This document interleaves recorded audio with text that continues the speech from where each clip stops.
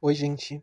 Meu nome é Renan, eu sou aluno de Engenharia Química da Unifesp e eu estou aqui hoje para falar com vocês um pouco sobre a produção de uma bebida alcoólica fermentada chamada de hidromel e como a inteligência artificial pode ser interessante para monitorar esse processo. A humanidade já produz e consome bebidas feitas com base em processos naturais há muito tempo. Um desses processos naturais é a fermentação alcoólica, e é por meio dela que é produzido o hidromel. O hidromel é uma bebida produzida pela fermentação de uma mistura de mel e água. Mas, para que a fermentação ocorra, também é necessário que se utilize leveduras, que são fungos, assim como o fermento para pão que usamos em casa. Nesse caso, geralmente é utilizada uma levedura conhecida como Saccharomyces cerevisiae.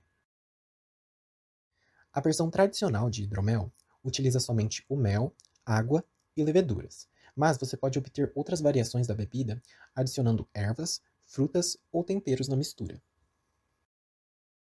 O hidromel possui uma importância histórica e cultural muito grande. Além dos indícios arqueológicos encontrados na China, que datam a 7000 a.C., existem referências à bebida na literatura hindu e romana, e também em histórias mitológicas das civilizações celta e anglo-saxônica.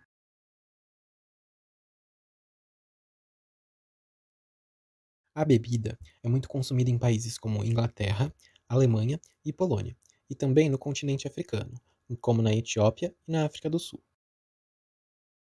Durante a fermentação, as leveduras convertem alguns açúcares, que nós chamamos de substrato, para produzir o etanol e o dióxido de carbono, e assim garantir sua sobrevivência, crescimento e reprodução.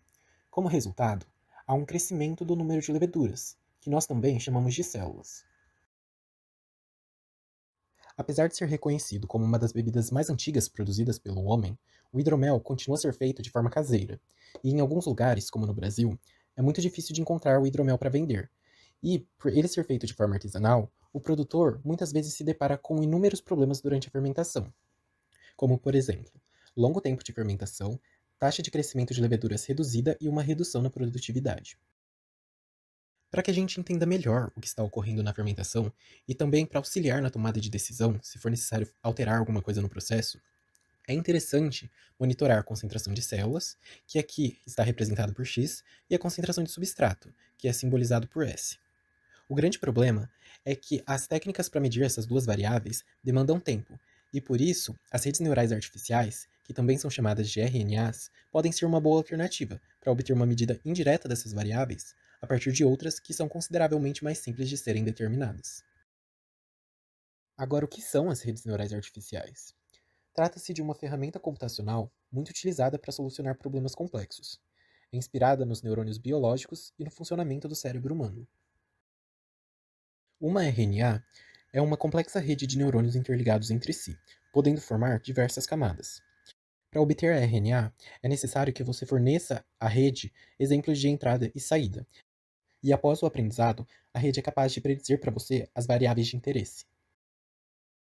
Pensando nisso, foi desenvolvido um sensor baseado em redes neurais artificiais para predizer a concentração de células e de substrato.